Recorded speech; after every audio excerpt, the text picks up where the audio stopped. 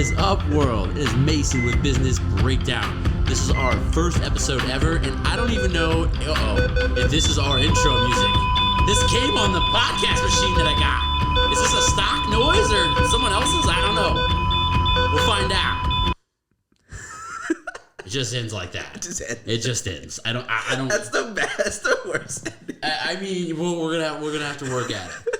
What's going on, everybody? My name is Mason, and this is Business Breakdown, and this is actually it's called Real Talk, and the name of the channel is Business Breakdown. But yeah, this is our very first episode. I don't even know. Well, my very first episode. I never even been on a mic before. No, yeah, and with us we got Guillermo, the one and only Flamin' Hot Cheeto non-Mexican burrito, 45th, 40. Probably like the 200th now. Used to be the something fitteth Guatemalan. With us today. Break me. So we're just getting all the equipment kind of running and testing and getting things figured out here. And then but we'll talk about some stuff too, kind of what everything's about and what's going on in life. So I haven't seen you in a couple weeks. What's going on in a couple? What's where you been? You dropped off the off the workout world. Can you tell? I mean, all my gains are gone. We can do some video editing and we'll get you. Yeah, please, man. I'm like, this is not. There's no workout whatsoever in my life. But like you're signed up for an Ironman. Signed up does not mean I'm going to do it. Let's say for anyone who doesn't know what an Ironman is, it's an Ironman.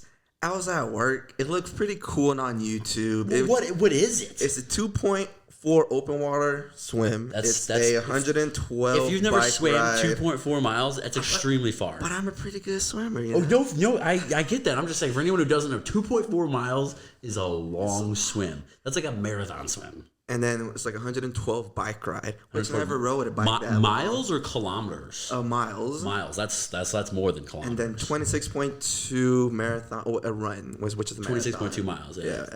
So and I mean, you got 16 hours to finish it. I got it. We're 17, so I'll finish. I won't get a good time. That's like the attitude. That's like the attitude. It's like, you know what? 16 hours. So I mean, okay. So I wanted to get a good time. You could definitely do the swim. Yeah, okay. I can do the swim. Man. So how long does it take to swim? I'm not a swimmer. So how long does it take to swim 2.5? 2.5. So I was seeing like their times and everything. A really, really good swimmer, you're probably looking at if you're really good, 30 minutes. But if you train and everything, I'm pretty confident I can finish under an hour. So 50 something minutes around there. That's pretty good. So I'd be good for 45 until the jet ski had to come pick me up. Oh man, aren't you gonna do a triathlon? Yeah, but that's a lot shorter, and yeah, I am, but I haven't started practicing swimming yet. Yeah, people are telling me you probably should start off a little bit, a little bit small. I was like, well, look who on YouTube. I just signed up for an Ironman. I'm not ready. At least I'm starting a little small, and in my defense, I didn't. I'm not fucking ready. Can we cuss in here?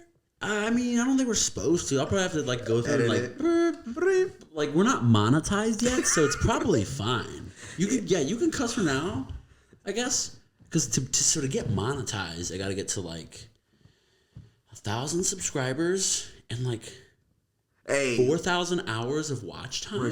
We're at 6, right? 6 subscribers. Yeah, 6? yeah. We're getting there. All off one video. Holy. Yeah. We're going to make everyone else. So how many videos do I have to make to get to 1,000 subscribers at 6 at a time? That's a lot of videos. And then, yeah. So, but so we're gonna be hopefully bringing in some local business owners, or not even local, just business owners in general. Non-celebrity is my specialty. Oh, damn. Yeah, well, mostly because I can't get any celebrity. I don't know any business owners in here, so we gotta start somewhere. Yeah, but hey, no discredit to any future business owners that are going to be in here. Or current business owners. Are you technically a business owner yet, or do you have an LLC doing your ish yet? No, it's just general partnerships or joint ventures.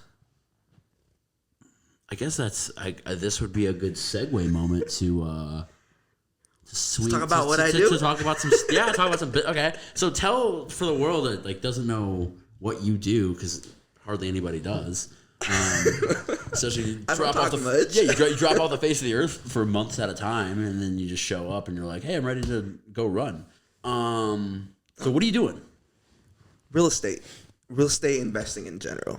So there's so many avenues when you do real estate investing. It's insane once you like learn like the ins and out, what kind of ways you can invest. So you don't need an LLC to get started when you first start. Obviously, you don't have any money to start an LLC, which is not that much. But if you want to do it the right way, it's always good to do it, that way. And but you don't have one. At the moment, no, I don't need one. Okay. No, just curious. Okay, so no, right. Yeah, it's so what I do is I just joint venture, which is basically just saying to somebody that is an investor, which has an LLC, just hey, this is what I can do for you. This is knowledge I have. This is knowledge I can bring. Let's joint venture, and we split it half. So is there like actual paperwork showing it? Like, yeah. Oh, like so it's there's some paperwork. There's a general partnership, which is basically like a handshake, right? There's different ways about it. So is it like, hey, I know you have a business doing this whole thing. I want to step in and get a piece of this deal that I'm going to bring directly to you. Yes. And so because you're not getting a profit share on the entire company, just on that particular deal. Just on a particular deal, yeah. So and that's your joint ventureship. Is that what it's called? Yeah, that's basically me getting my feet wet, right? That's if I want to do it like moving forward, like do more probably get LLC stuff like that. Now, why would you go down that avenue opposed to doing whatever you're doing yourself? And why don't you finish telling us what you're? Because it costs money. Well, sure. Tell us what you're doing. So when people say it's when you want to do real estate investing, it's like, oh, how do I do it? Do I need money to start up? You honestly don't need money to start. You just need the knowledge of how to do it. So if you have knowledge, you can partner up with somebody in that realm of real estate investing that knows how to do it, and then you can bring some kind of. It's basically you bring the leads to them because that's the hardest part to find, right? Somebody that wants to sell their house, a lead. If you can provide that lead to them and that makes sense to them, the numbers and everything, you can share that piece of the pie. Is the lead about like being good, or is it about like volume? Like, is it about like, hey, you just have to call 1,000 people, or is it like, yeah, but this one guy he calls 1,000 people and he gets 800 deals. Like there's some people who are just real like overly good at it. You know what I'm saying? Like, is it something that you can just be really good at as far as like tracking down these leads, or is it something that just no matter what you do, it's out. Well, so it's something you get better at. Like, because I feel like telemarketing, it's kind of like you call 1,000 people and like you're just gonna find a couple people who are interested. Doesn't matter how good of a telemarketer you are. Like whether you're the best telemarketer in the world or the worst telemarketer in the world, when you call Karen's gonna buy that stuff from you. It doesn't matter. Is that what you're saying, or do you think that you have there's like a skill you developed to get these? There's definitely a skill to this. Okay. Like everything you do, there's a skill to it. You have to acquire that skill, however you acquire that skill. It could be through cold calling. It could be through talking to people. It can be door knocking. You just have to develop that skill. So how did you? Because it sounds like that's where you made yourself valuable, was bringing these leads to the joint venture. Basically, learning about real estate. Just how do I get in this? Well, but how? Yeah, no, but like so your foot in the door was like, hey, I'm bringing some leads. And we're gonna do this joint venture. So how did you find your leads? Well. Whew.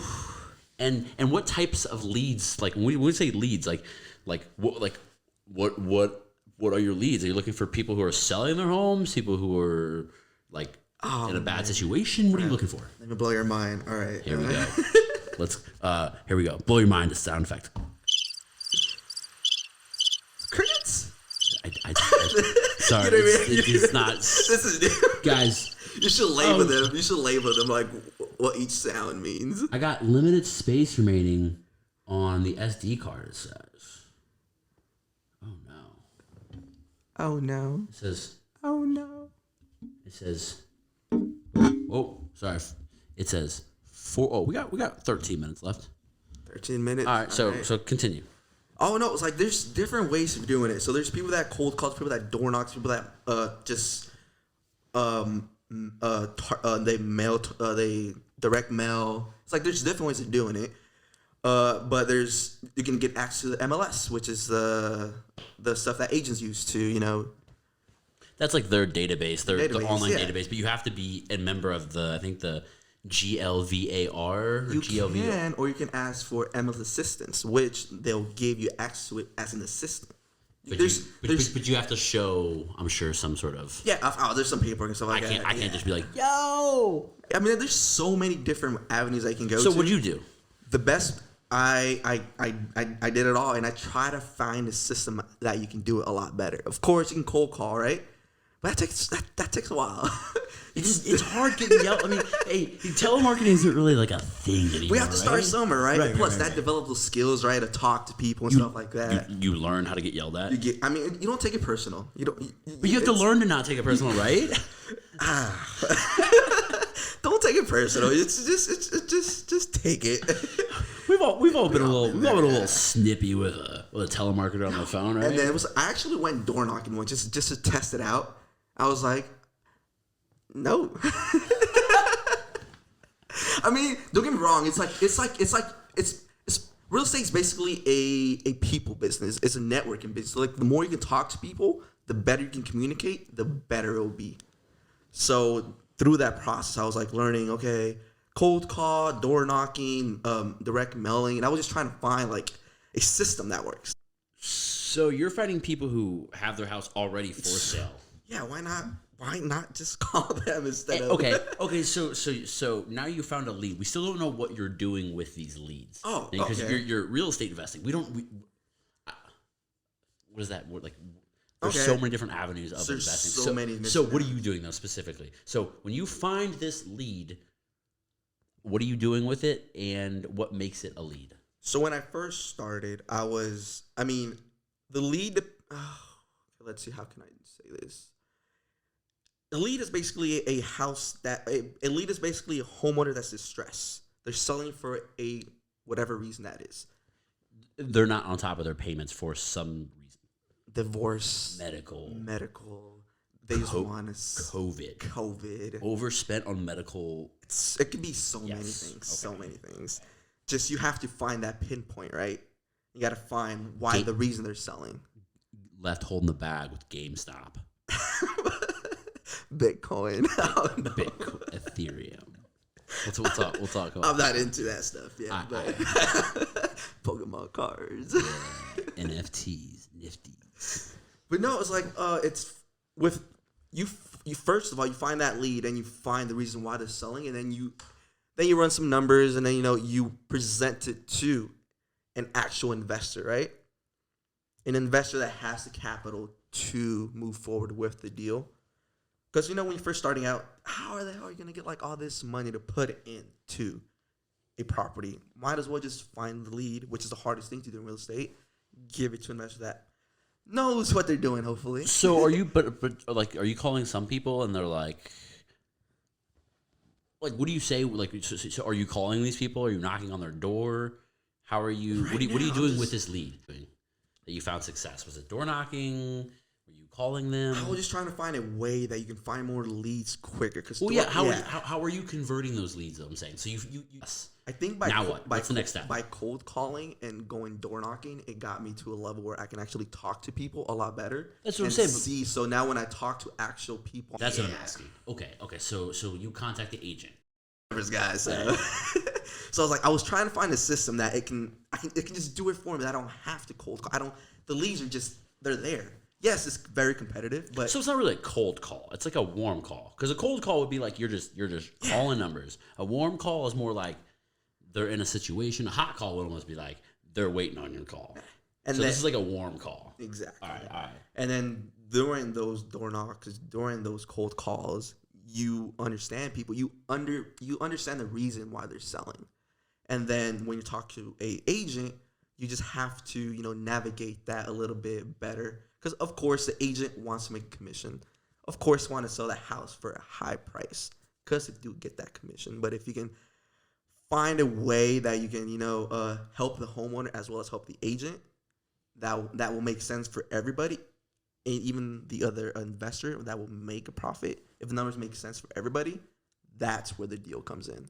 in order to do that, you have to understand how much the repair cost will be, how much the closing cost will be, how much everything will be. Once the numbers add up to the purchase price that will make sense to everybody, that's where basically investors make their money when you buy. So yeah, so but like what types of leads are you going after then? So like what are the data points that you like to hammer down? Because obviously you're going after things in some sort of distress.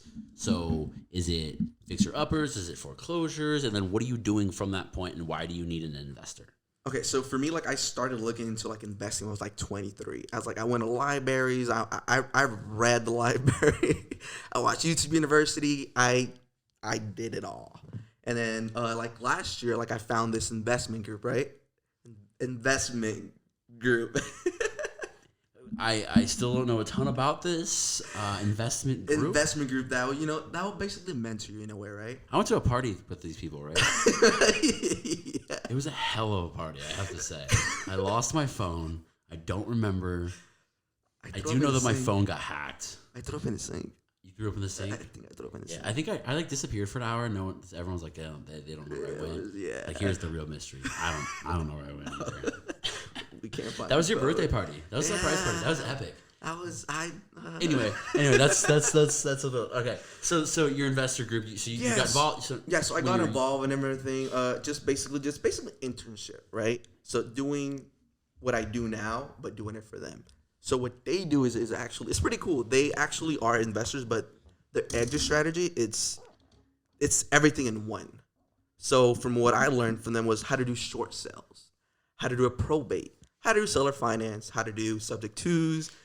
Just that's how you acquire the property. So if I learned that from them, now how can I do this and benefit me? So when I look at a property, there's different ways I can go about it.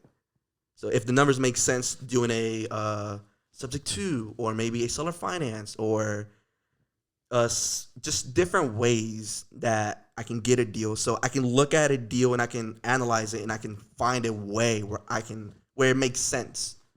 So that's what I learned from them. Different avenues of acquiring a property, and just different ways to acquire a property that it's not the traditional way, just cash. So are they paying cash for these deals then? Are they getting them financed by a bank or? Well, you could do it. You can go with the traditional route, which is a bank, or you can find a hard money lender, a private money lender. Like your investment group. So what they do at the moment, they use hard money. So hard money lenders.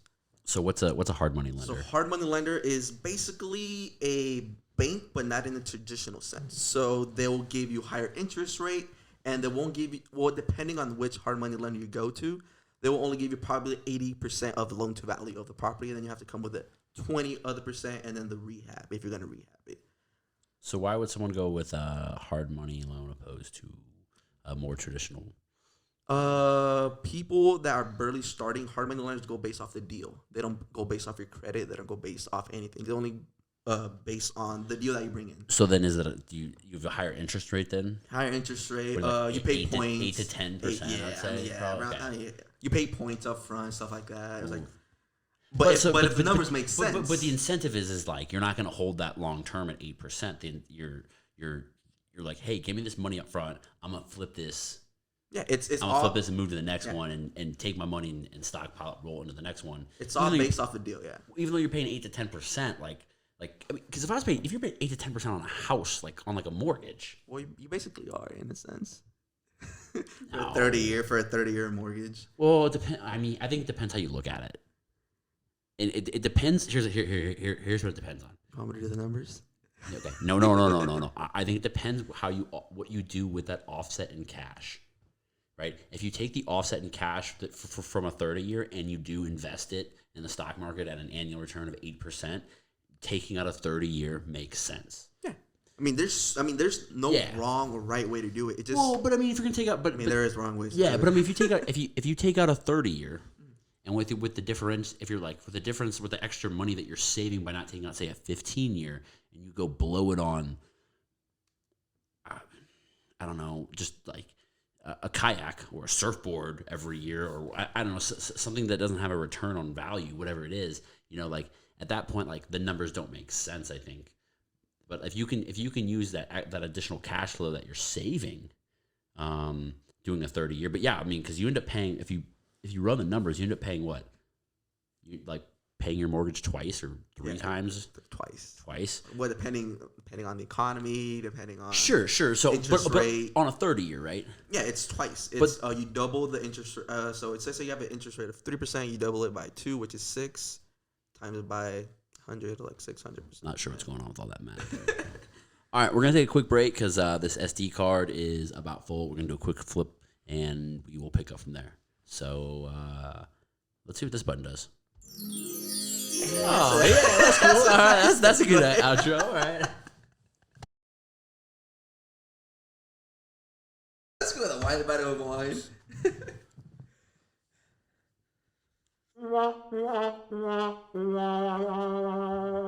All right, well, we're back. Sorry, I failed with not having enough memory space or enough space on the memory card. So, anyway, so Guillermo was telling us basically how he secures his deals by it's honestly all of your past experiences in door knocking and cold calling is what was able to help you set me up exactly because like it's basically the knowledge that I have in real estate and how I get. It's like, should I go close? And I'm like, yeah.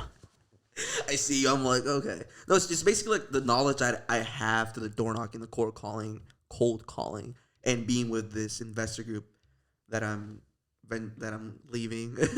So you're leaving this group. Okay. Yes. Okay. So hang on. Let's stay where we're at real quick. So to find the deals, use the experience from all your past failed experiences on what actually does work and to leave the what doesn't work behind you. And learning from other people that are doing it wrong as well. Then partnered up with some people who knows what they're doing, or you partnered up with some people who are in the industry and have showed you the way that they do it. Let's say that. Yes. That's the way that they do it. How about that? So they do it that way, and they showed you the way, and you've in this process brought a few deals to them. Yes. Made a couple bucks. So what they do is a lot of short sales. Because short sales, you can make your own equity in it, stuff like that. Real quick, short sale. For anybody who doesn't know what a short sale is, can you give us a real abbreviated definition of what it is? Short sale is basically telling the bank that you want to negotiate a lower price than what the mortgage actually is. Maybe the mortgage is more than the house is worth, so you're trying to negotiate a lower price. So someone's like, let's say they're really up, they owe the bank $300K, and they're like, look, you're not getting $300K, but I get you $100K. You let me out. Exactly, because banks are not in the industry of holding. Right. They're the banks they just want the money. The banks they're probably like, man, we haven't even got a payment from these guys in a year. If they're offering us $100K straight up, let's take that money. Let's take the loss and get a little bit of money, because if we say no, we may just never see any money from them ever, and then we got to go to court. We got to do this. We got to it's easier. I never been to court, but no. But what I'm saying, it's easier for the bank to take the L, not make as much money, or take a small loss and move on and find a situation where they can make money. Yeah. Okay. And but they need someone like you to come in, because obviously the homeowner doesn't have $100K to throw down on. Well, and the homeowner doesn't know anything about how that process works. So that's where I come in. Like, you're like the Robin Hood. You're like the Robin Hood stock investing of like real estate. No, sometimes a actually short sale might not even help. Maybe they could keep the property. So what I do is like, hey, look, man, I'm not even gonna lie to you. You can keep this property. You can actually just do a loan modification. It's just basically just trying to fix. It's basically a loan modification. Working with the bank. Yeah, working with the bank. Just adding the extra payments in the back, extending the mortgage for a little bit longer. Just be honest with them. Like, yeah, you can still make the payments, but because banks want to work with you, right? Oh, banks. Yeah. Like, I think that's the thing that everyone is freaks out about. Like, whenever a mortgage is 30 years or 15, but let's be honest, it's probably 30 for most. It's 30 years. If you don't think at some point in time in your life, at least once in those 30 years, that your life is not going to be turned upside down. COVID 2020. GameStop. Oh yeah, and now COVID 2019, 2020. So we have all these new strains. Are they COVID like 20, 21, 22 now, or I don't know. Anyway, the banks want to work with you, right? They don't want to do this whole like short sale and like this. Like the longer you have that loan out, the more money they make in interest. That's like they make their money on interest. Yeah, they don't make their money on like smiles. No, right? Like so no. Like, if you're like, hey, can I extend my loan? They're like, yeah. For like the first Sure. probably 20 years, if you have a mortgage, you're paying interest first. After those 20 years, then you pay that mortgage. So it's amortized interest, right? Basically, amortized. There we go. Yeah. So, but I mean, I think you're still paying. You're still paying a part of the principal in the beginning, but it's so small. It's so friggin' because you haven't paid down the chunk of it, and once you actually get, because like I think that's what a lot of people don't realize is like once you start paying down your mortgage, you start more of that payment starts going to principal, right? Yeah. And like the house starts getting paid off quicker. Like the tail end of the loan finishes up quicker. Like the last 5 years of the loan finish up a lot quicker than the first 5 years of the loan, right? Yeah, there's like so many ways you can pay down your mortgage quicker. You just have to find out how. But that's where I come in. That's where like, hey, this is what the investor group that I was with they do. They do a lot of short sales, and short sales are cool. You can make your own equity, but they take forever. Yeah, because you got to get paperwork for the homeowner. Then from a homeowner, you got to send it to the bank. The bank, this is wrong. You got to refile it. They need you. It's. Why is that process so long? Like I would think the bank would be like they don't want to get ripped off or to be honest, I think it's not even because you're not talking to the bank, right? You're talking to people that work for the bank, and people are people that make mistakes. I'm pretty sure they probably lost the paperwork, or maybe it can be so many things. But when I first started, I was not putting the right. I wasn't putting like probably the right name or like the right dates. I was missing. But so you're part of the problem. No, yeah, okay. Sort of. All right. I am not now. So the reason it's so slow is we got a bunch of Guillermo's putting wrong dates out there. Real talk. All right, real talk. Here we go. Make a lot of mistakes. Oh, you hear that drop? Did you hear that? Oh man, I haven't even dropped the real talk yet. Dang it! Hey, we gotta get a real talk button. Dang, good job. You got one? No, I don't. Only got the ones that came with it, like this one. I had no idea what that button did. That's a long laugh. It's good mic trash. Oh, they're still going. It's still going, man. That's a good joke. No, but like now it can be so many things. It's short sales usually take from my experience, like probably a month to probably 2 years. And depending on which bank you work with, depending on their what kind of paperwork you need, it depends so much on so many variables. It usually takes a while. Yeah, no, I've heard with short sales, that's the problem. It's just like it could be a month, could be a year. You submit an offer to the bank, and it's just like, we'll hear back when we hear back. Basically. And there's like if you call them, they're just like, nope, we don't have an update, and you're just like no, not an ETA or anything. They're like, nope, we'll let you know. Takes forever. Check the mail. Yeah.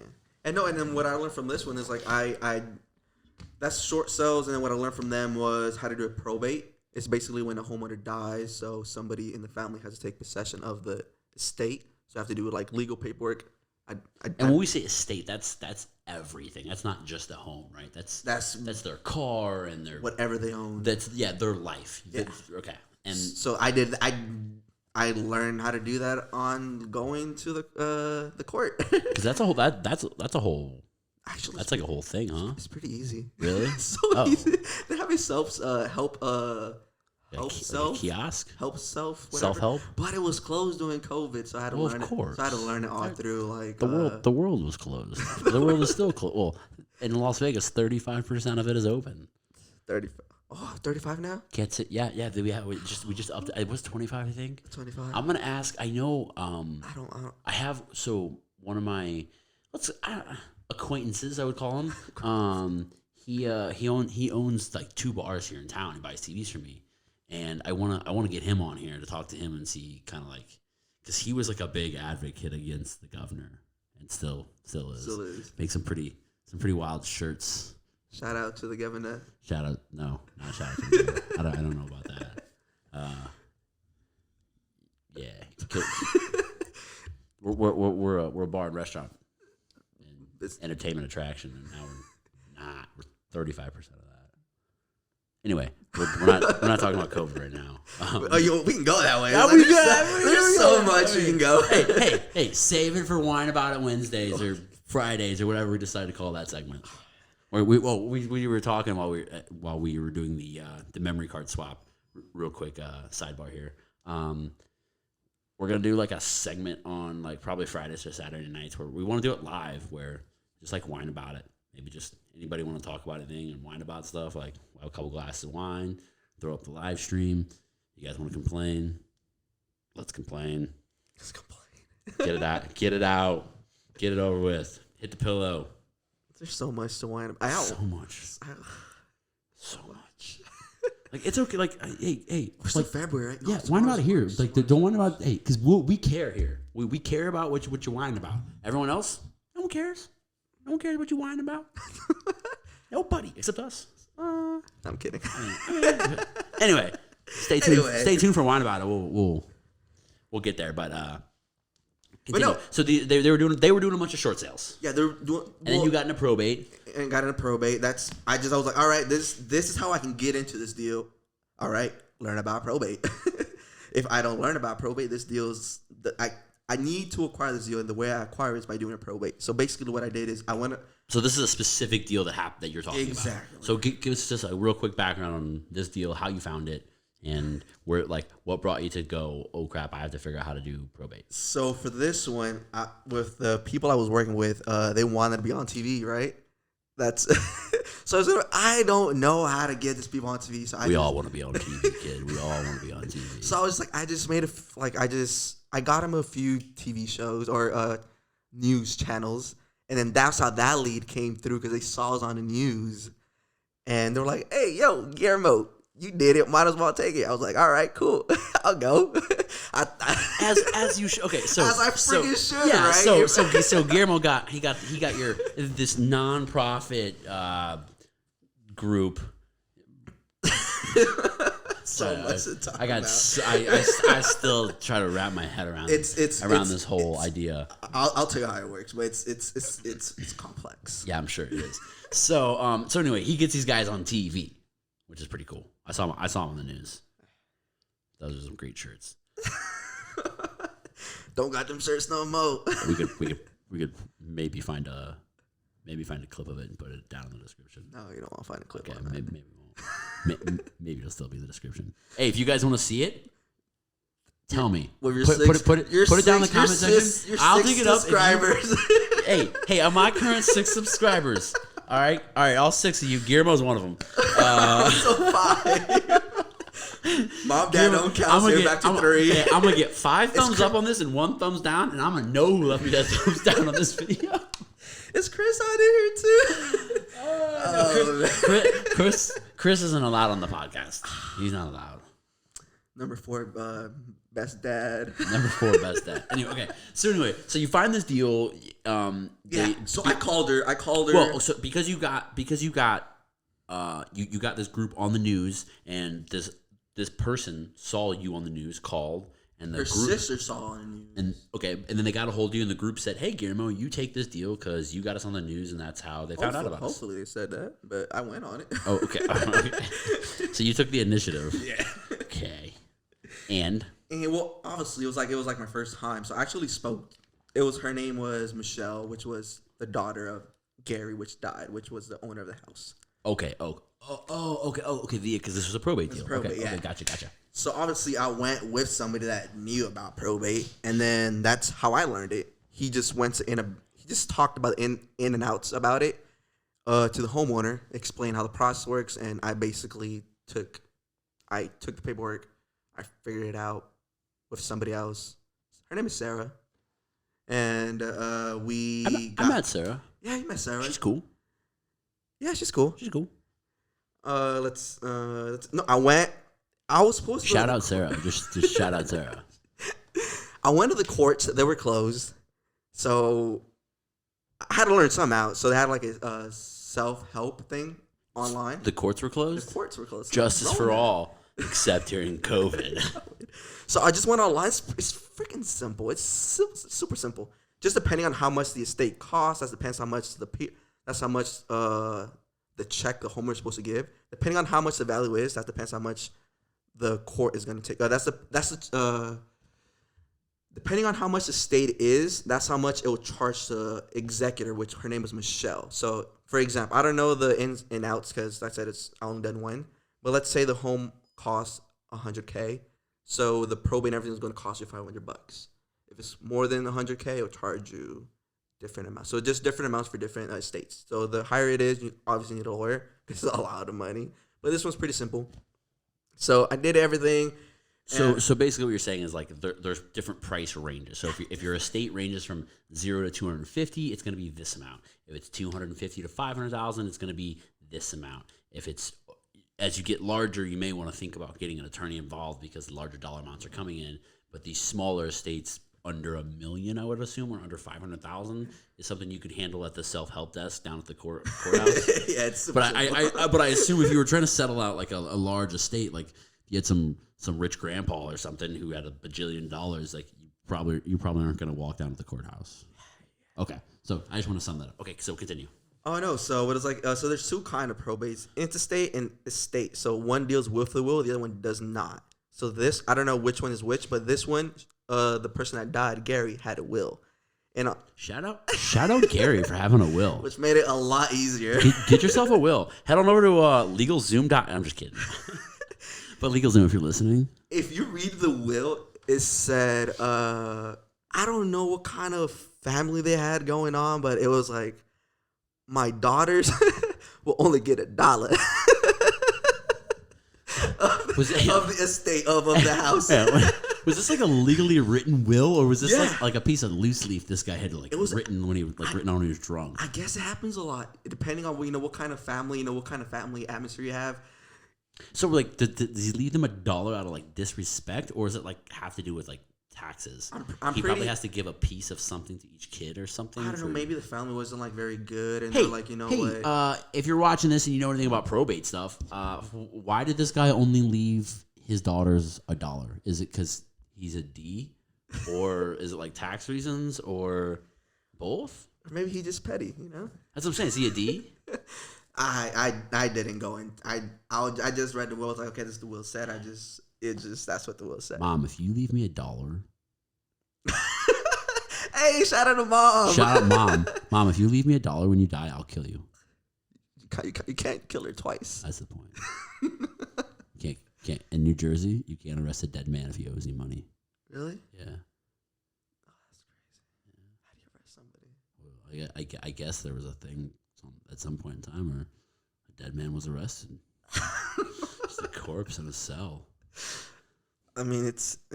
Are you gonna pay the man? It's America. Are you just gonna lay there like a corpse? Okay, enough jokes. Man, this guy. What is the cricket noise thing for the jokes? Oh, hang on. Is this the? No, the other one. Is this one? The purple one. No. You sure? Nope. Is that one? This one? That one. How do I know? It's not even my. I mean, you've spent like 30 minutes less with this equipment than I have. That's a long cricket noise. All right. But no, it's that's how I learned probates. This is because there's different ways to get into deals, right? The way to do it is learning how. So there's a lot of investors that think I'll go to somebody and offer them a low ball offer, of course, because if you fix a house and you're trying to flip it, you need to come in a low offer because you're gonna rehab it, and then you have to pay everybody out. So it's not a low ball offer. You're just like, hey, this is like, you're not getting a market offer because this house isn't market ready. No, yeah, absolutely. Yeah, but try to explain that to the homeowner, though. Yeah, but they see it as a low ball. But it's really a low ball would be like, hey, normally I like any investor would come in here and give you 60. Yeah, I'm gonna come in here. I'm gonna give you 10. I mean, that'd be a low ball, right? Like if you're like, hey, we're gonna buy it for 60, we're gonna pump in 40, and we're gonna sell it for 150. That's and most investors would give you that. I think that'd be fair. But if you came in and you're like, I'm gonna give you $10,000 for this, and we're gonna put 40 in, and then we're gonna sell it for 120. For this one, she only wanted $20,000. Well, I mean, if it's a good deal, I mean, if that's what they want, it's a good deal. It's fine. I know. She thought that she was, because the house is obviously it's like an old Henderson. It's not worth that much because he's been there for a while. It's not renovated to market trends, and it's kind of beat up. So she kind of knew that she wasn't gonna get enough money, or not enough the amount she wanted. So she was okay with doing if I can get at least 20 grand. We're like, okay, you want 20 grand? So what we did for everything. She wanted 20 grand. Just, hey, this is what I want. Like, was everything paid off, or? So the house probably was worth like it was a 2.2. It was probably worth 210. There was probably 70 grand left in the mortgage. What we did was do a subject to. So basically, you take the house. Basically, what a subject to is you taking that house existing, it's finance. So let me explain a little bit better. Your what? It's finance. Subject to, you're taking the property with the debt in place. I'm trying to simplify this as much as I can. Okay. Oh, so basically, you are on title, but you're responsible to pay that person. So basically, you're just sliding in, and they're sliding out, and everything stays the exact same. So the mortgage doesn't change, the term doesn't stay, the payment stays the same. You're just gonna probably pay her $20K, and it's not gonna go in your name. Same payment, same rate, same everything. And then the reason why we do that, because instead of giving her 90 grand, which is the 20 and the 70 to pay off the mortgage, it's less when you go to closing costs and stuff like that. It's a lot less you have to waste as an investor, right? And you only bring the 20 grand and probably 20 grand to fix the place you're in, and 40 grand instead of being in with 70. Is that 20. a quicker process too? Yeah, it's a lot quicker. It's a lot. You don't use as much money. Do you have to hold out an escrow or anything for that, or? No. That's not like a short sale thing where it could be a year or 10 years or whatever. That can be, you sign the contract, you go to title, and you do it. But doing the probate, we had to wait 30 days to make sure that she. So there is an escrow. There's a wait period there that she has. For doing a subject to, I can do it super quick. But she had a probate, so we had to make sure that she had the rights to sell the property, which she did not have. So that's the reason why we do a probate, to make sure she has ownership of the estate. That's the reason why I go through the probate, because Gary can't sell the house. He dead. Sure. So they have to make sure that. Yeah. So basically, we go through court. She becomes the executor. That's what it's called. She becomes the executive of the estate, and then she can sell the house. But you said but the deal did end up going through. She okay. I thought you were saying it didn't end up happening. So, but does every probate have to be 30 days? Is there a 30-day wait period in all of them? Well, depending how fast the courts go. For mine was 30 days, around 30 days. Okay, is it similar to when you buy or sell a house? There's a they call it escrow, where you have to wait for typically 20 to 30 days, or it can be up to 45, I think. And it's just so that everything, in case, make sure nothing falls through the cracks, nothing pops up, no one's trying to pull a quick one on anyone. There's a lot of there's so many ways to do a probate. So there's a law here, and not quite sure, but it's probably 18 months. If somebody doesn't file a probate in 18 months, anybody can. So there's a lot of people that just. So some dude dies and doesn't have a family and doesn't know anyone. His house just sits there for 18 months in one day. Guillermo goes in there and he's like, yo. But there's steps to that.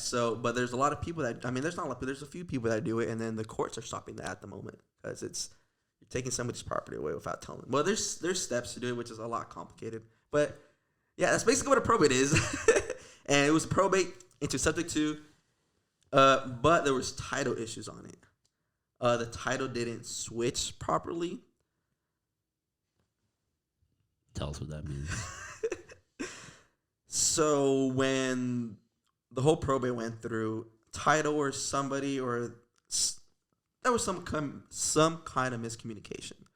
So Michelle was the executor of the property, which gave her permission to sell it to some investors. But the title people all that thing went through, but the title messed up. They put that the estate was the owner, which he's not the owner no more. Because he dead. And then rest in peace, Gary. R.I.P. Man. His birthday's on October, I think. Can't arrest Gary. But no, the title was messed up, so we called title. But this was in October. I think they're about to buy it right now. Somebody's about to buy it right now. You mean right now? Right now? Yeah, like right now. And so this was October of 2020. 2020. And it is currently, as we sit here, end of February. Of Tidal. Not them. It's just a long story. But basically, what was supposed to happen was the investors, their company was supposed to be on Tidal, and once their name is on Tidal, they can sell it. Sure. Their name was not on Tidal, so it was Gary. We called Tidal and everything. We were supposed to get some paperwork done and stuff like that, which we needed the order, which the court gives, that gives Michelle permission to sell it, which was not recorded. So I went about that. I went to the assessor office. I got that. All right. I was like, I can't wait for Tidal. Like, what do you guys need? Like, okay, this is what I got. All right, I went to the assessor site. I told the people, like, this was going on. This is what I got to do. Okay, cool. I called Tidal. Tidal was like, no, this is not going to work. I went back to the assessor site. This was like a week ago. Because, like, I was like... Oh, you've been working on this deal the whole time, just trying to close loose ends. And it's not... It's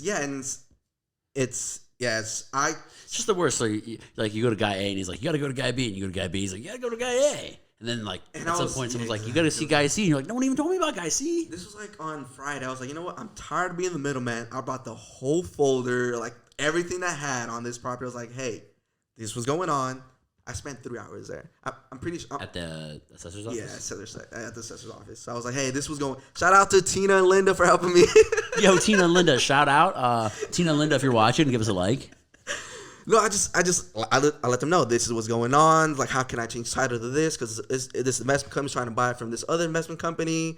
And it was like this big old thing that I had to get the right form to record. And it was a big hassle. Sounds like some big hassle stuff. But got it done, though. Hey.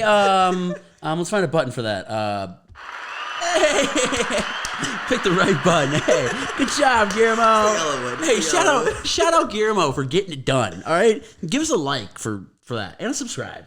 Oh, and what I learned though was like it was just three. Now it's 3 simple pieces of paper that needed to be recorded. That should have took less than probably a month, but it took 4.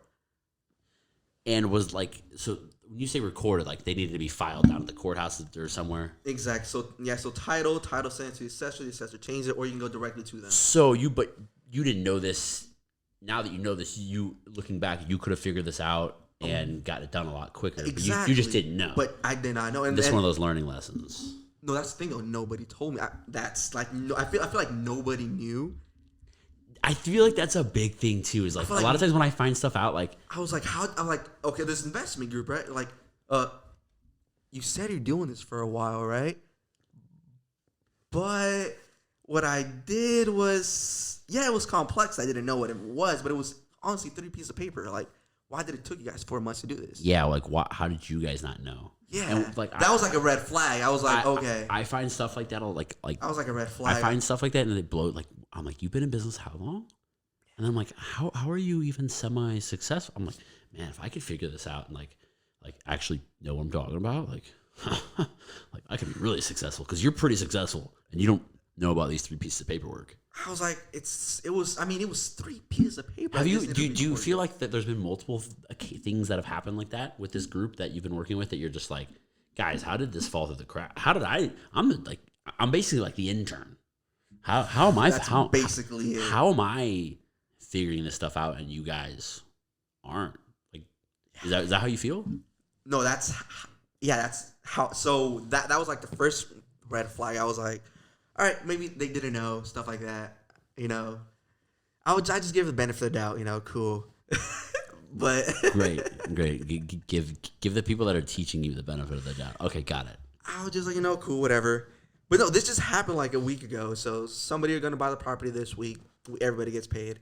Cool, nice. Lego. And then where are we going? Where are we going? We're going to celebrate. Ooh, you get paid. Chris gonna take it to Circus. Hey, my mate. Hey, no, I ain't going nowhere with Chris. All right, he ain't allowed on the podcast. I ain't going nowhere with him. This dude signed me up for a triathlon. It's not cool. Shout out to Chris. Not shout out to Chris. I'll take that back. Chris trying to see Mason sink. Do you know how to swim? Why do people assume that I can't swim? Do you know how many people have asked me if I can swim? Oh, man. Yes, I can swim. I seen you through what is it? A football. Okay. I'm a decently athletic person. I can't throw a football very well. All right. Oh no. Anyway, so red flags going up over here. Oh no, yeah, red flags. And then I was like, just thinking in my head. I was like, all right, what? I was just trying to like think of everything back, like just scenarios in my head. Like were there other red flags Yeah, that like you just didn't realize? Because I didn't know, right? I did not know what I did not know. And, right? Got it. Yeah. Does that make sense? Hey, makes perfect sense. I think it's actually a saying. Yeah, because like you're like basically looking up to these people, right? Because they're saying they're going to teach you, right? And then they they kind of don't know, maybe not. They don't know what they're doing in a way. When on some situations, because they're educated and know how to do short sales, but when it comes to other stuff, they're barely learning as well. Fake it till you make it. Yeah, and they were kind of faking it to you, and then you kind of figured out real quick. I kind of figured out. I was like, well, it took me a while, but but I mean, what? I feel like some people probably work with or for people for decades before they realize that, like, hey, yeah, this guy don't know it all. And like it's like so many things I found out too. But then, I partner up with them to do my first rehab, right? Well, hey, I saw this house look. It needed some rehab. We'll say that. Oh yeah, it was awesome. It was pretty cool. It was like every rehab is like it's like the worst. What else are you playing DJ over here? No, I got a stuffed up nose, so instead of sniffling into the microphone, I just. Okay, we know your tricks. Yeah. Hey, it's day one on the podcast, and I'm already learning the tricks. Oh, man. Shout out to the tricks. Shout out to the person that sold you that. Dude, for real. Hey, shout out to the guy. He's really cool. We good back and forth last night. He worked with me a little bit on the price. This is exactly what I was looking for. I needed 2 mics, cabling, the whole setup. I mean, I got the whole thing. It was a good deal. Anyway, shout out to that guy. Shout out to that dude. One guy. Hey, he's local. You ever need a TV? Holla. Anyway. So tons of red flags going up. You realize these people kind of been faking it. They're not totally full of BS, but like in terms of going down some of these other avenues, they aren't as educated as you had thought, as they had led you on to believe they're as educated. Yes. When it comes to short sales, they're money. But these other avenues, they never done a rehab before. Oh, fudge. That's fudge. I mean, they've done rehabs, but they've done fix and flips, but they never done a. This is a full gut rehab. Yeah, like I wish. Okay, if I learn how to edit, kidding, I know how to edit. But if I get some time to do it, I'll have Guillermo send me some pictures of this, because I remember like when he was sending me videos and I was just like, all right, that looks terrible. You know, like I want to be like, I was gonna be like, do you need some help? Because I won't help you, but I know some people we could pay, because I don't want that. Looks a lot of work. There was like stuff. I mean, there had to be like 2 feet up to your shins and just debris. I feel like. Oh yeah, that was the demo I did, because like I said, like it was my first one, so I felt it was in my head. I was like, if I'm gonna do this long term, real estate, I might as well learn how what's behind a wall, like what's a supporting beam, like what's like everything, right? I feel like if I'm gonna do this, I might as well learn it. Hey, I mean, but if it's gonna be my first one, that goes into anything though. I mean, like any like sport, like we're both CrossFitters, used to be CrossFitter, right? But like, guess what? Like you can't do a 300-pound squat clean if you can't do an air squat correctly. Like it all comes down to the basics with everything. And like this real estate stuff, there's no way you're gonna learn how to rehab houses efficiently and cost effectively in the future if you don't understand what goes into it and what's behind it. And I think a lot of people don't understand that. They just go like I feel like, especially with real estate, they're like, I got some money, I saw something, I'm gonna get a loan, I'll buy it, I'll flip it, I'll hire some guys, we'll take care of it. And it's like, well, what if some guy comes in and charges you $25K?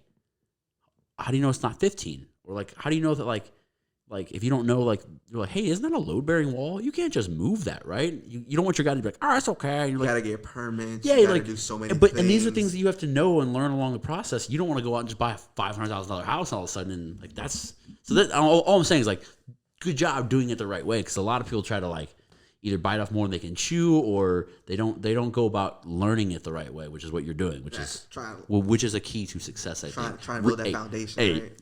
Real talk. Start learn from the bottom.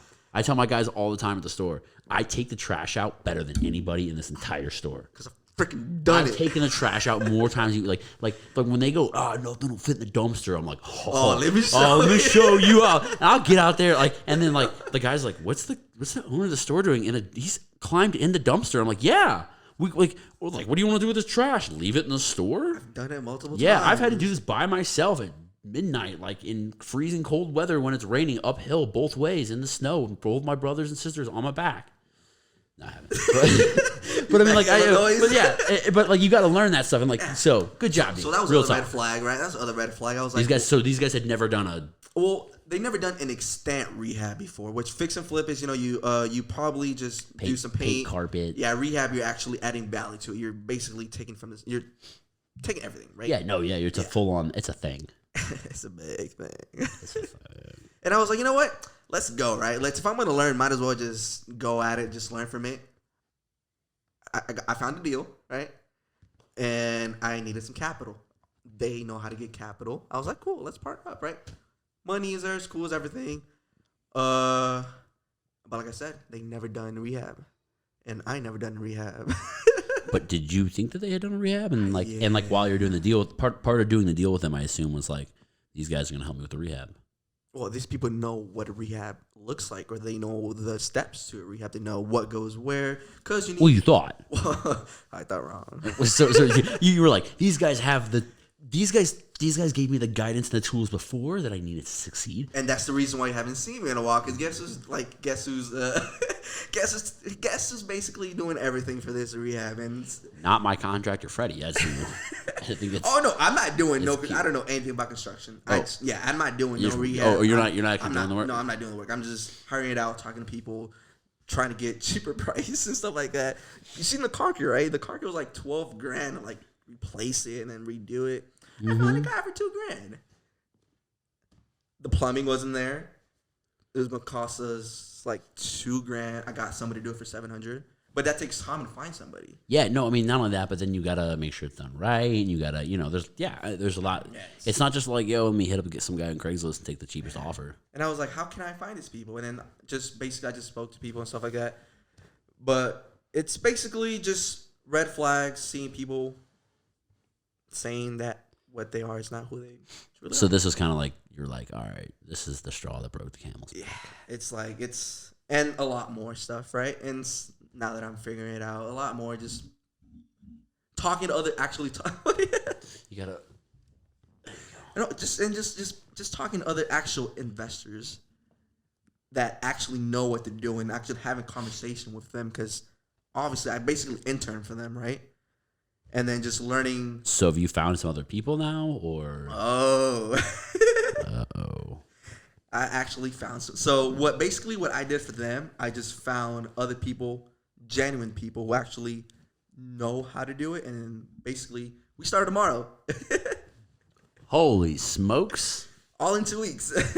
I was like, okay, how can I make a team of what I know and then what they know? I can provide that knowledge of what I learned, real estate, and they can provide the knowledge, which for him is construction. So that's how we're gonna share that. So is he gonna do a lot of the work for you and stuff, and provide the capital? He has the connections. I know the real estate side. I know the how to negotiate. So how did you find this guy? Same group. Just he figured out before I did. He split ways earlier. I think he figured out way before I did. But did you know him from this group? Yeah, from this group. And when did he leave this group? Yeah, he left this group. When? Probably when the Rona was. Well, the Rona started last March. August. I don't know. Okay, so middle of last year. Middle. So he's been doing his own thing. He's been doing his own thing, and I was like, all right. I was like, who can I contact? So you just hit this dude up.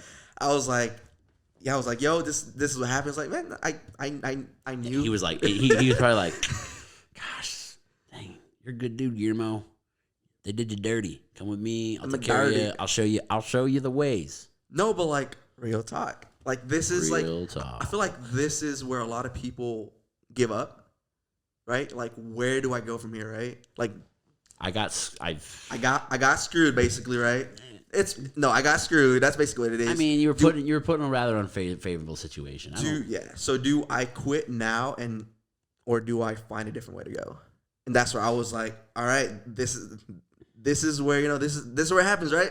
Yeah, no. Either you quit or you don't. Yeah, no, 100%. I mean, and I always tell people too, like 80% of it's just showing up, like and because like and showing up doesn't mean like physically showing up. It means like doing what you're doing, like being self-motivated to go out and call 10 contractors here and get different quotes on stuff, and to find like the plumber who does it for $700 instead of $2,000, to find the guy who does the concrete for less than instead of that. Like that was like somebody in our community that actually helped us out, but it was pretty cool though. But I mean, you had to make those connections, like those I don't like you have to find those. You can't just appliances, because you got to find. You don't want to go to Lowe's because like it's you can find same appliance at different other places. Cabinets, flooring, roofing. Especially like if you don't need to go with anything super high on the super high end of stuff. Like a lot of these like I saw like a lot of like construction companies and even like these handyman do it on yourself cider guys. They got extra materials and stuff. Even you're just like, hey, I need 500 square foot of laminate for this room. Some guy's like, oh, I had a job and they let me keep it, man. I'll come in and I do it for you, and like normally $3 a square foot, I do it for $2. You're like, done. Let's go. That's basically man. Like, let's do it. Yeah. It's just basically finding people that do that work, but just, hey man, like you trying to earn some extra money. Especially too if they know too, like you're in the biz kind of thing. Like some guy's gonna hit you up and he's gonna be like, hey man, it's me. I did that job for you. You need more flooring? Because I have some more flooring, and you're probably like, you know what? I don't. But I'm always doing rehab stuff. Make me a good price. I'll put it in my garage, or my warehouse or whatever, or I'll call Mason and see if I can put it in his warehouse. And you sit on it, and the next month when you go do your next rehab, you're like, I got all this wood, I got my guy who's got this. Like I'm actually this investor, she was a land developer. She's a developer. Same as Sarah, another Sarah. What's up, Sarah? Shout out not to you, Sarah, but to the real Sarah. That's what she does. I don't know if she does it now, but I know her husband does. So each time they do a project, they get extra material. You leaving me? No, I'm through the ACL because I can hear it running. All right, we're gonna go on a short break. No, basically no. But what you said was true. Like this Sarah was like a not land developer, but a developer, right? She has projects and stuff like this, and then once they have extra material, so that extra material she sells it. She at a very discounted price. How'd you meet Sarah? This actually from the other Sarah. This is the tale of two Sarahs. But no, actually, so when this whole situation happened, right? That rehab, what is it? That probate thing that was super simple, 3 papers, and then the rehab. Yeah. So after everything happened. After everything, I was like, all right, this is like, I think I outgrew them basically, right? I know more than them. Yeah. I mean, so in the sense, there's no reason to be there because there's no growth. Yeah, I mean, you are now like you've outgrown them. Yeah, literally, which is kind of sad considering you're a one man show and just got into the game, and they're a team of people who have supposedly been doing it for a long time. So sad for them, great for you. Yeah, real talk. Real talk. No, but yeah, and then like, to be honest, I don't think it's like a bad thing. Like, I'm not taking it personal or anything. I'm taking it more as a business lesson, right? Because I'm new to the business side. And you're young. You're like stupid. How old are you? 27. 27 is like, I got screwed over by some, like, okay, and didn't really even get these guys didn't rob you. No, but you're dealing with. They misled you, which is not cool. I'm not trying to like condone what they did. Misleading somebody on Tinder is one thing. Misleading somebody. Wait, no, it's not. All right, it's probably worse than whatever. Misleading somebody on a house that was a quarter of a mil. It's something different. this legal stuff. There's a lot of stuff that goes into it. It's not just me leading me. Like, oh yeah, you didn't tell me the whole truth. No, you told me something that you probably should have told me because we're dealing with something very valuable. So that has do you a have lot legal of stuff. ramifications, or so then what's happening with this deal? Oh, I mean, So because the deal's it's going to go through. It was.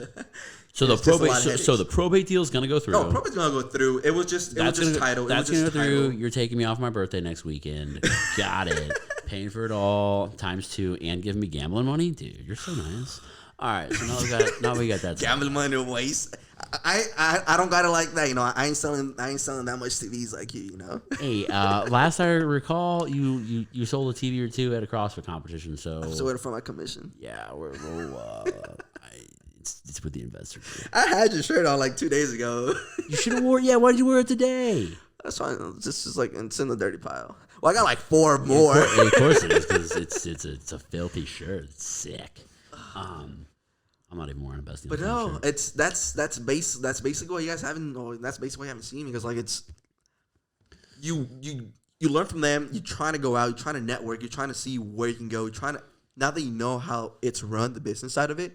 Now you can actually talk to investors, and you can actually have a conversation. You can have that jargon conversation. When you know who to call, when to call, and how to execute it, and when you know the 3 papers, like, life's easy.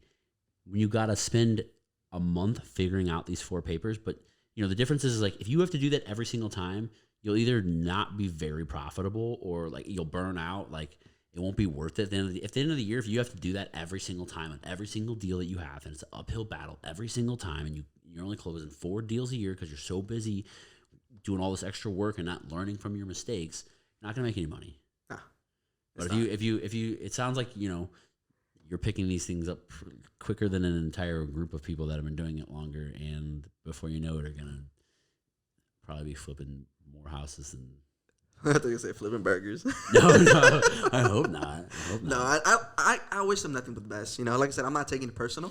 Because I am 27. Yeah, I am 27. I'm new to the business or the and you're still closing a deal. Yeah, like, it's like I don't want. Yeah, it's I'm not gonna be that type of person that's gonna be petty. Just totally not cool. That's not who I am. I don't think it'd be petty, like you said. It's $250,000 home. Like, I don't know if it's petty. Oh, it's not. It's the house is worth, but it's when you're dealing with houses, you probably should tell people that you don't know how to do certain things, so we can figure it out how to do it. Yeah, right. And I'm like, y'all like. Like, could you imagine, like, laying in bed? Like, just imagine this happen. You were laying in bed with, like, your significant other, and you're laying there like, wow, this is great. And you just got an email. And it's like, boo-doo-doo. It's like, alert. Just to let you know, the guy... man. No. The guy that redid the ceiling that you're staring at right now wasn't licensed, certified, and really had no idea what he was doing. And he learned how to do it on YouTube. And then, like, all of a sudden, like, how safe would you feel in that home all of a sudden? Like, your kids are there, like, because some guy was in there running the show as a general contractor, having no idea what he was doing, and Guillermo was learning from that guy. That's the blind leading the blind. It's the recipe for disaster. And that's the thing, though. Like, have they done this to other people? I mean, if you and the other guy, you can't be the only.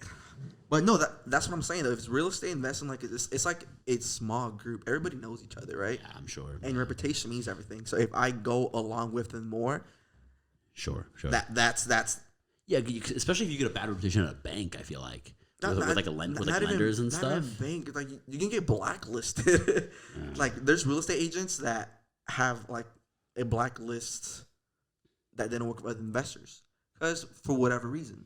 I don't want my name to be on that list. Yeah. Like I want to do this long term, right? This is what I want to do. So it's based. Yeah, it's a poop emoji show. So how many have you closed any deals yet? Is the probate deal going to be the first? No, we closed a few. Okay. But the short sale should be coming along this year though. It's like there's when I went to that needed an inspection because the appraiser came and the house is a mess. And the bank didn't like the offer, so they came with a second opinion. Of course. So that's probably gonna close probably like a few months or like a few weeks. probably. That's gonna close. There's other one closing. Feel pretty good about that. Yeah, exactly. But that's with the same group. Mm-hmm. So you just have to wait for all those deals to close out. Do they kind of know that you're not? Oh really, yeah, I told them. Did you tell them? Did you give them a piece of your mind? Were you like, hey? It kind of sucks when you're 27 guys, and you're dealing with talk. grown people and you have to be the mature one. Dude, I know. We had a meeting, right? And you have to. Yeah, it's personal and business, right? I think they take everything personal and they don't know how to distinguish that. So I literally I was like, hey, I had some few words, but I was like, hey, like, I'm 27 and I know what's going on. Obviously, you guys don't know what you're doing, and it's okay. You guys should have actually had communication and explained to me or us or the group that you don't know how to do something so we can figure it out. The reason why we're in this mess is because of you guys. But you know what? Hey, I think I real talk. I think that's a skill or a trait that a lot of people don't have that either makes you successful or doesn't. Like this hyper self-awareness. Again, you kind of touched on it earlier, to kind of know what you know and know what you don't know, right? Some people won't even admit it. Like I like to talk about it in terms of like some people just won't be honest with themselves. So I think about in terms of fitness, right? Like when I like when we work out together, I do all of our programming stuff. I design all of our slab gramming. Shout out to myself. Shout out to the slab. Shout out to the slab out here in Las Vegas. But I do all of our programming. I design all of our workouts. All of the dieting and stuff. I stay really strict on and stuff. And oh man, I've been living off chocolate milk and chocolate. Right. but at least you're honest about it, right? So then I see other people who talk about going to the gym all the time and they talk about their diet, but then they can't run a mile and they're overweight, and I'm just they're like it's not me. I got this thyroid, or I got slow twitch muscles or whatever, and I'm like, no, you're just not being honest with yourself. You're not being hyper aware to the fact that that you are taking a couple extra handfuls of this every day, that you are drinking that you're not actually working hard at the gym. You just showed up 5 days. You didn't actually go. You went there 5 days. You didn't show up 5 days. And same with business and everything, what you're talking about. Like these people, I don't. It sounds like they in their heads they probably think that they are doing all the right things. That they're not. They don't have that awareness to think to realize oh, I'm not.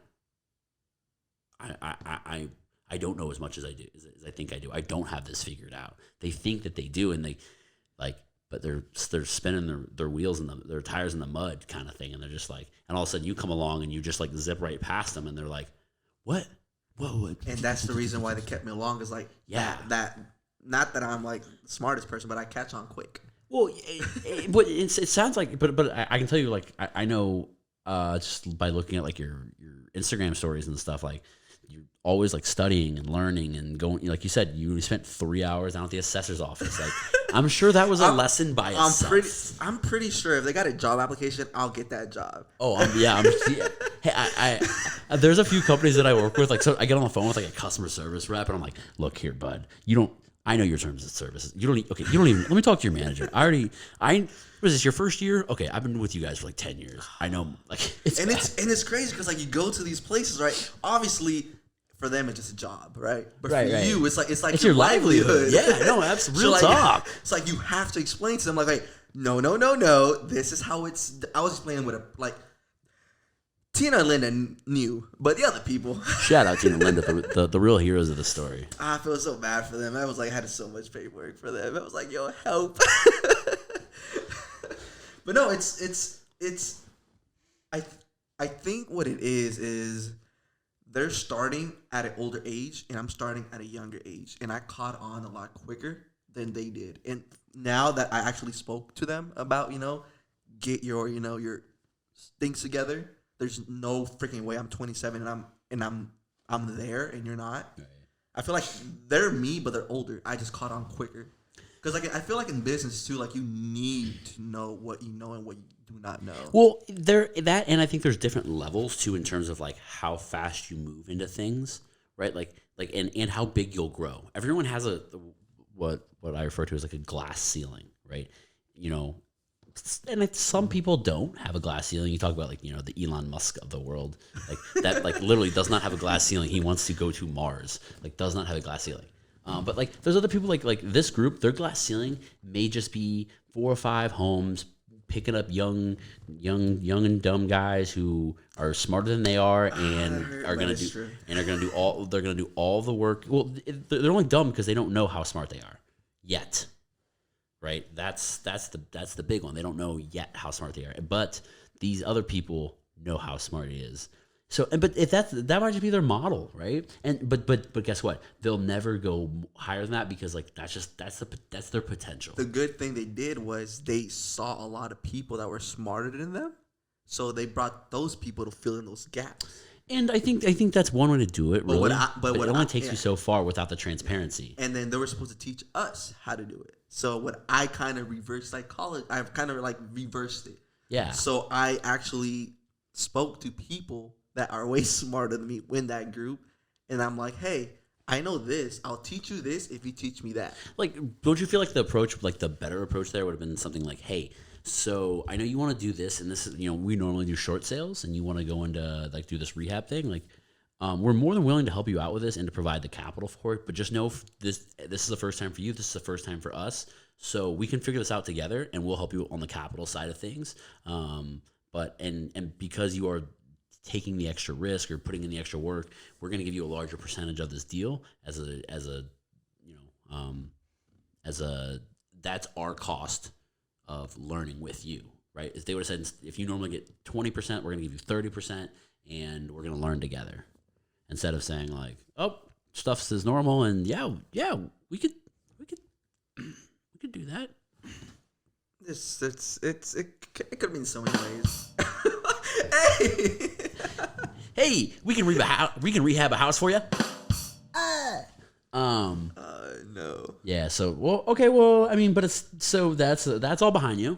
Oh yeah. Good learning experience, but experience. But hey, you learned how to do the hard work. And that's what people don't want to do. No. Real talk. Real talk. If you know, I think that's it though. Like people think they want it easy. They want to be the picture of success, right? But they don't want to put in the hard work that goes into it. And I think what they don't realize too, between hard work and sacrifice, like a lot of the hard work and sacrifice, like it's in your brain, right? Like it doesn't necessarily mean like Guillermo at that house spending 60 hours a week doing the rehab himself.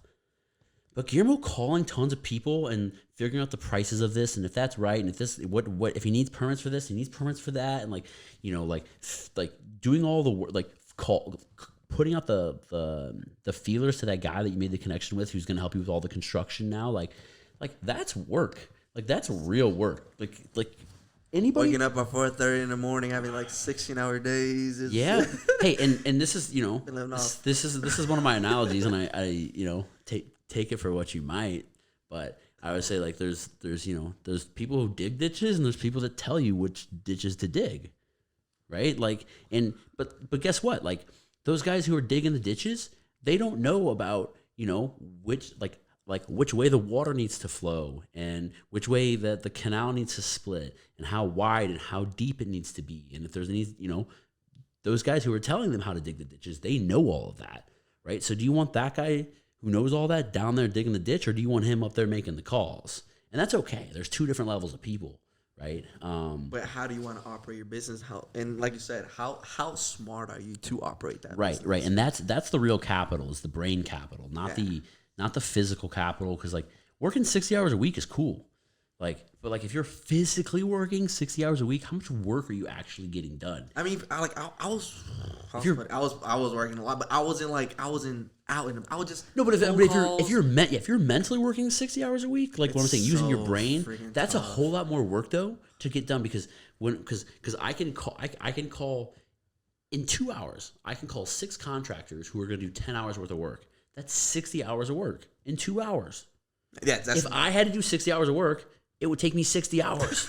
in all honesty, it'd probably take me 120. It'd take a lot more. It'd take me how to use a hammer. Yeah, so exactly. So that's my point. Is like the brain capital is so much more productive than the physical capital. But that's all it is. So it's how can you what is it? How can you hire it out? Now that you know it, how do you hire someone that can do it for you? And sometimes too, I think, especially at the beginning of anything, you don't have the monetary capital, right? The actual money to hire it out. So you may have to use some physical capital so that you and I think, that's a good learning experience for anyone too, to learn the essentials from the bottom up. But you may have to like do some physical work, and we're talking about houses here. You may go, hey, I don't really know a whole lot about doing this, but like I know how to knock down a wall. I know how to take a shovel and to clear all the dirt and crap out of here. You know how to do all those things Bro, I'm Hispanic. I grew up construction. That's what I'm saying. But like, so I don't want to say that like you shouldn't do any physical work ever, and there's no value in that. And like if you do physical work, you're dumb, and like or anything like that. Like that's not what I'm saying. All I'm saying is that like there's a time and a place for that. If you plan in the future on using your brain, you may have to also use your muscles before that, and the actual human capital, putting in the 60 hours of work a week of actually doing the rehab on the house yourself. If you don't have the connections to get the money to hire someone to get that hard money loan. Guess what? Finding the money in real estate makes it not that hard. It's not. People are like, what? You think you could possibly make money with this? Okay, sure. Yeah, it's finding money to do the deals. It's not that hard. To be honest, like I learned a lot from this group of doing it the wrong way, or maybe not doing it the right way. That's eight. So now I'm having all those like there was literally like one day in my room, notebook writing out everything I did and everything that was right, that was not right. So okay, this is how it's supposed to be done. This is how. And anytime you'll see that in your life too, you'll have a flashback of like, I'm not gonna cut that corner. I'm not gonna, because at one point in time you may have a guy who works for you who's smarter than you, and you might be like, hey, this guy's biting off more than I'm biting off, and I think he could be like, I'm not gonna lead this guy on the same way that someone else did. I'm like, because I remember what that felt like. I'm gonna tell him like, hey, you're moving pretty quick here, and hey, if you want to go down this route or whatever, but like you won't repeat those same mistakes that other people did to you. I actually reached out to a couple of people in the group and be like, hey, this was going on. And they're like the person I'm gonna work with tomorrow, Heaven. Kevin. Heaven. Shout out to Heaven. Heaven, yeah, for sure. Shout out to Heaven's a person, obviously. Heaven's a person. Heaven, and I know, right? hey, shout out to everyone in the real Heaven too. Hey, everybody up there, shout out. No, but it's I lost my train of thought. I don't know what I was. Oh no. We're talking about cutting corners and oh no, it's working with Heaven tomorrow. Oh no, I literally sat in my room like a notebook. It was like, okay, this is what they did. This is what I know. This is how not to do it. I was like, okay, and I was just in a day. I was like, okay, this is how you do it. This is how you do it. I was like just going through different scenarios, and I was like, okay, cool, got it. I can do it by myself. Yeah, no, I mean that's all. I mean, and a lot of it too is just getting everything organized too. Just putting some pen to paper, figuring out what you need to do, and then saying, and it's cool to have a plan, but then you need to actually execute it. And how I tested it out was actually calling actual investors and be. This is how I figured it out. I was like, okay, let's see if I actually know. So I actually spoke to different investors. I spoke to. I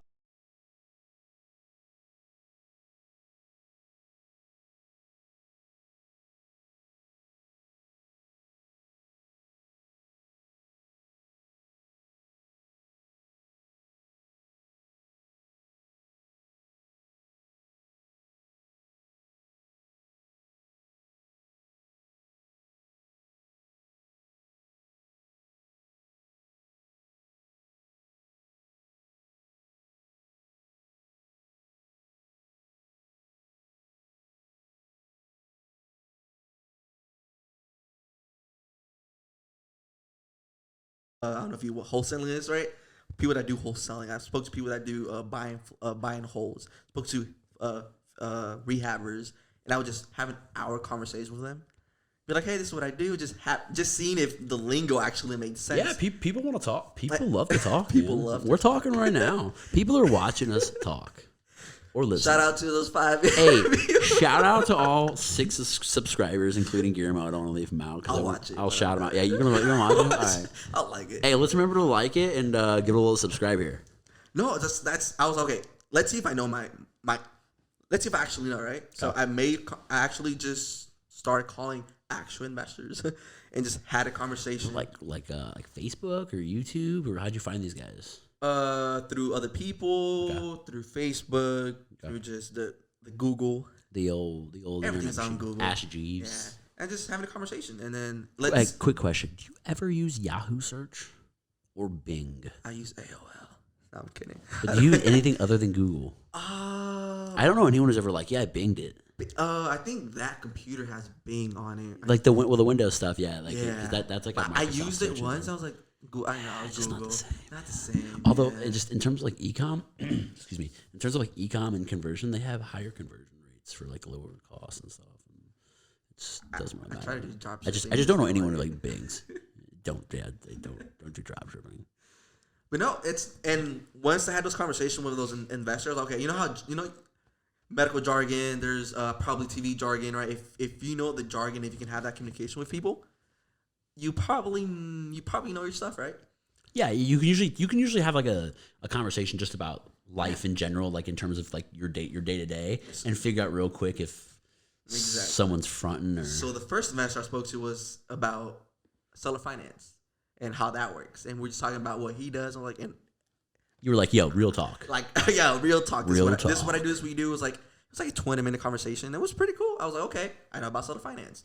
I spoke to a fixer-upper. It's kind of the same thing. Fixer-upper, it's the same thing. Sure. But I'm doing one. It's what I learned how to not to do it. And I was just having a conversation with him. Like, okay, cool. I know my stuff. I spoke to a wholesaler. I was like, oh, this is what you do. This is your business model, blah, blah, blah, da-da-da. That was like an hour conversation. But that was pretty cool. And I was like, okay. I spoke to 3 people. We had a conversation. They didn't hang up on me. Which is amazing. Did anybody hang up on you? No. That's which is amazing. I was like, you got good cold calling skills. I would have hung up on you. And that's where it comes, right? You would have called me and been like, hey, I'd like to talk to you about selling TVs. I'd be like, well, I'd like to talk to you. Like, no, but like, I'd be like, dang it, wrong one. But like in the investor side of it, it's like, how can I help you help me to make money? Yeah, that's business. That's a good deal. A good deal. Everybody wins in, right? And then because everybody wants to come back to the table again. Yeah. Who doesn't?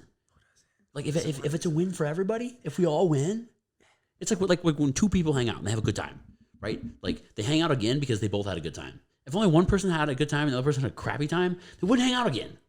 Are you talking from experience? A lot of Tinder dates. Very few Tinder dates.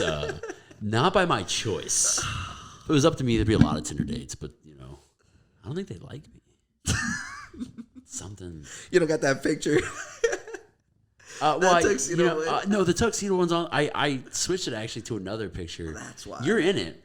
But I cropped you out. So this Tinder profile comes in the package. If you guys like to find me on Tinder, you might see a sliver of Guillermo's face in it.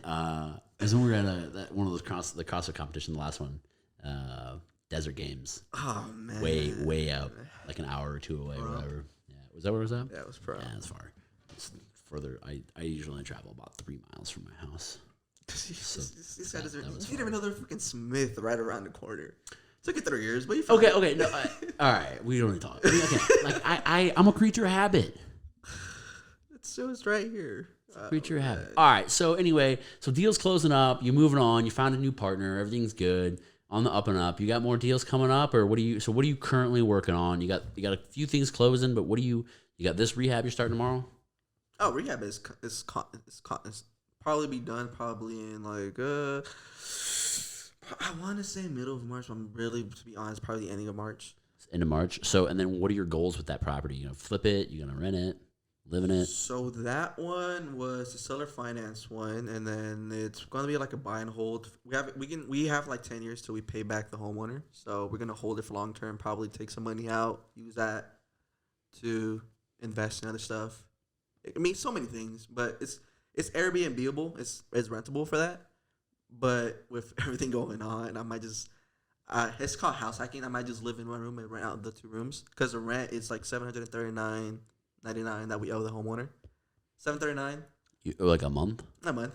So $750. $750. Well, $739. So let's call it $750. $730. Well, that's what the check says. $739.99. I'm trying to build a budget here, and $739 just doesn't do well in terms of quick addition. No. So $750. So I'm just gonna rent out the 2 rooms for probably $600 each. That's $12,000. I thought you were gonna say like $527.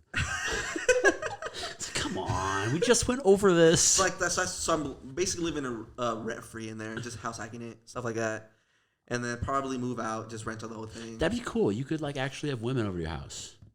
No. Does you live with your parents? I have no time for. Oh, man, that's another story. That's another story. I know. Oh, no, I know. I don't want that story. I do. We'll just keep our love lives out of this. Mostly because there's no love life. I mean, there's people what do you do on Valentine's Day? I was like, oh, I was gonna do a CrossFit competition.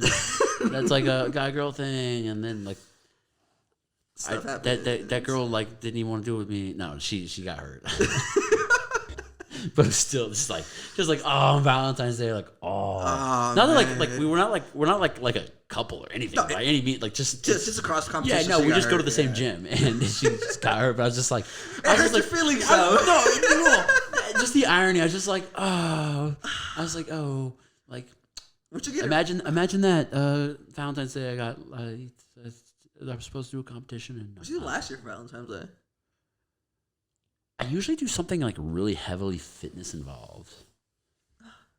Oh, you did do that comp. The other comp that you did. It was always Centennial with Kara, I think. That was the Apollo Games? Yeah, Apollo I don't think that was during. Was it during you know what? It kind of was. I think because I remember I think they didn't do because they normally do. They call it the Valentine's Day Massacre, yeah. And I think they didn't do it. Yeah, I used I think that on my Instagram I think I rode 14K one year, 14,000 meters on Valentine's Day, and I was like, I remember, with my girl, my girl the rower.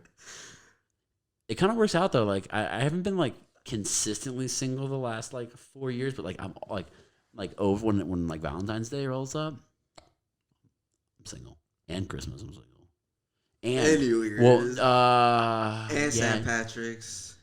And Easter. And, and 4th of July. I'm Thanksgiving and all of them. And Labor Day. Martin Luther King Day. Casimir Pulaski Day. President's Day. Every single holiday. Yeah, all the days. Oh, man. So what's after this? What's after this? Where do you... After this? What's the goal? What's the goal with everything? The goal is... Because you don't have a job, technically. It's pretty easy to make money out of it's once you understand how money works, it's pretty easy to make money out of anything. So it doesn't matter if I don't have a job. It's super easy to make. I'm not doing anything illegal. Yeah, it blows my mind. You can make money out of so many things. It's crazy. Crypto kitties. I know. If you don't know what crypto kitties is, just go Google it and you'll be like, what? Millions of dollars. Crypto kitties. Go look at it. Yeah, you can make it's insane how you can make money out of anything. You can probably make money out of you can buy. I mean, let's keep it simple, right? You can buy a water bottle case for $5, right? And you can sell those water bottles for $2 each. You make money that way. No, I mean that's just keep it simple, right? You can literally you can make money that way. Yeah, buy and sell all day. Yeah. Another way you could make money by getting sponsorship deals and having a podcast. So I don't know. Have you seen this bad boy? Nice. Have you? I mean, I don't want to just real quick. Rode. This is the Rodecaster Pro made by Rode Microphones. It's a pretty awesome setup if you're gonna get into podcasting. It handles all your podcasting needs. It comes with 8 presets. Now, whoa, turn them off. I don't know if those are all the ones that come with it. I just bought this used off of someone. But literally, I figured it out in 5 minutes. It's super easy to use. Not really complicated. You don't need a computer hooked up to it. You can put a card into it. Or you can hook a computer up to it. You can do all. I mean, it's just super easy. Like, I mean, I don't. It looks pretty dope. I bought. Put it like this: I bought it, and 30 minutes later, Guillermo came over, and we're doing this. You bought it today? Yeah, no, I sent a text out on Insta. Do you read the messages? I sent you a message and I was like, hey, I'm getting ready to go to North Las Vegas to go pick up podcasting. Yeah, that's probably in that message with like 40 other 5 billion messages I don't freaking read. Yeah, we sent a lot of messages. But no, I literally I got this. I set it up. After I took that picture and sent it to you, I'd had it for maybe 10 minutes. Okay, that makes sense. Okay, you're just the last month I've been redoing this room in my house. But yeah, no, it's super awesome. So I would totally recommend this, at least getting into it for day one. Check it out. Rodecaster Pro, Rode microphones. Holla at us. Hook us up with some better microphones. I don't know what these are. If these are Rode microphones, I'm sorry. I don't think they are though. They're okay. They're SP150s. I don't know what that is. That's the model. I don't know the brand. They're not terrible. They got this little knob right here, and then they got another knob that connects to this little wire. That's the stand. That's not that microphone. I know. All right. Well, I think that pretty much sums stuff up. So what if my journey, right? Where do I see myself? We're not done. I'm just kidding. I don't know. Okay. I just know that whatever's gonna happen, I feel like good stuff is gonna happen now because I'm doing it for me, not for somebody else. Now that I can do it for myself, it's hard at first, but it was pretty simple. Now you know it. But like, what do you want? Like a house? How many deals? Or do you want like a number wise? No, because I think that's hard to project. You know, there's especially. I mean, if you lived through 2020, you know that like anything's possible. You could close 1,000 deals this year, or you could close one. So how about this? What do you feel like? Let's do this. See, right now would be the time that I would cue in some real light music if I had. I don't have any, but so Guillermo. Okay, so obviously you know that I was with this group. I'm venturing out. I thought you were gonna say girl. I was like, what girl? I obviously don't know that's a different story. I don't know any girl. That's a different story. These are lies. Let's say this. I come back maybe like in a few months and see what happened. Like, obviously I'm starting from scratch. How about this? I'm starting from scratch. I'm basically starting from scratch. So am I. So this is episode 1. Episode 1, How about this? You come back on episode 100. 100. 100 episodes from now. You came on 1 and you come on 100. You come on every 100th episode. And we do a check-in with Guillermo. All right, check-in with Guillermo we're also gonna do Wine Fridays or whatever once we figure out what a clever name is. We would actually we'll do it either way before we have a clever name. There'll be wine involved and complaining. Wine. Love me some wine. You be drinking some fruity white wine. Why people don't like my wine, man? You like this? You don't like you like this stuff like my mom likes. Like, we went to a nice steakhouse. Hey, one time my mom asked for like barefoot Moscato, and I almost got up and left, but she was paying. So. I was like, yo, you ain't got no barefoot Moscato. Well, to be honest, that bitter wine is it's with everything that's going on. It's tasting pretty good. But no, that's sweet wine. Man. Your mama knows. Yep. Shout out to your mama. Shout out to my mom, who's actually gonna be here in like a week or two. Hey. Yeah, maybe we'll interview her. She's the queen of multi-level marketing stuff.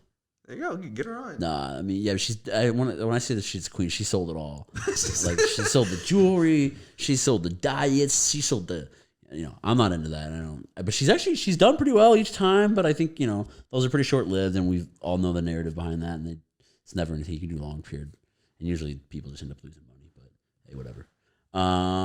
Okay, so Guillermo's coming back on episode 100. Check in to see where he's at in this journey, so that we can follow along. How's that take? How long is that? Episode 100? Yeah, it's like an year from now. 6 months. No. My goal, I want to do 2 to 3 a week is my goal, and I know it'll be a little slow to get going. 2 or 3 weeks, so it's 52 weeks. Yeah, probably back in the year. hopefully less. Yes, yeah. And like, so, the goal, like I said, the goal is to get two or three a week. All right, Mrs. Mom, we need you. Mom, we're going to need an episode for every multi-level marketing business you've been involved in. Okay, we need them all. No, man, give me some time. All right, so what would you tell anyone? Real talk. All right, real talk. This is again, we need to drop in some real talk music here, but real talk. Anybody who's getting involved, it's 2021. Is it too late? Are they too old? Are they too young? Is it something that anybody can learn? You're an immigrant from Guatemala. Not originally. English is not your first language. You didn't go to college. I went to college. Okay, yeah, we all. Okay. Sorry, okay. I wanted to go. I was trying to be a surgeon because it made a lot of money. But then I found out there's a lot of debt and it takes a lot of time. I just wanted to make money. Personally, I'm glad you went to real estate route. Personally, but I don't want to say the deck's stacked against you, but like you definitely don't have like you weren't you didn't have a lot of the traditional advantages that some people get to take advantage of in America. Well, I think, to be honest, being an immigrant, it's actually good. Sure. I think a lot of immigrants would have said that. Or not even immigrants, just coming from a different place, from a different perspective, seeing different views. You don't have to be an immigrant. You can be probably a low-income family, probably somewhere in Las Vegas, right? Sure. You know what struggle is. Sure. So that actually, if you use it right, if you channel it right, it can absolutely help you out. Use it as a motivator instead of an excuse. Yeah. Right. So with all that being said, this Guatemalan first world immigrant went to college, didn't have a formal education in real estate, but is now venturing out on his own to do this. Can anyone do this? Is it yes. Anybody can do it that wants to put in the work. Any advice? Like any no BS? Like, obviously we're not selling courses here. We're not, looking for, we are looking for sponsorships. And to be honest with you, we'll literally take a sponsorship from anybody. Literally anybody. Best deal in town. Except the best deal in town. That's my company, and we are not giving out sponsorships at this time.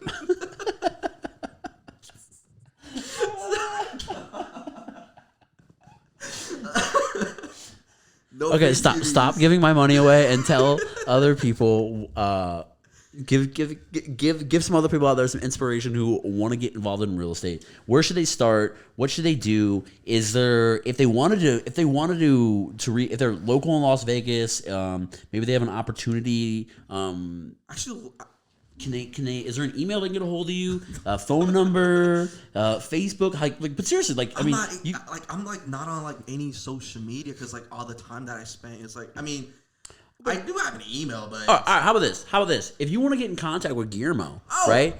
Just Instagram. Leave in the comments. Yeah, leave in the comment section, and I'll make sure it doesn't. There'll be so many comments. There's so many comments that we're gonna have to go through. There could probably. Good job, Guillermo. Who is? I think it's Mason's mom. Mason's mom left. Mason left a like. Mason's mom job. 1, Mason's mom 2. Wait, is Mason making bots calling in his mom to leave comments? Oh man. All right. So enough about my mom. Shout out to my mom. But real talk. Give the people out there who are interested in real estate, who haven't made the jump, who are too scared, don't know what they're doing, they think it's a scam, they're not sure. Tell them what's up. Just talk to somebody just have an honest conversation with somebody that wants to get in real estate investing. Just, if you don't know anything, just have a conversation like you don't know anything, but how can I learn? Because everybody starts not knowing anything. So if you come from that, that space, that person you're talking to probably is making a lot of money or probably starting out, but eventually they started out somewhere.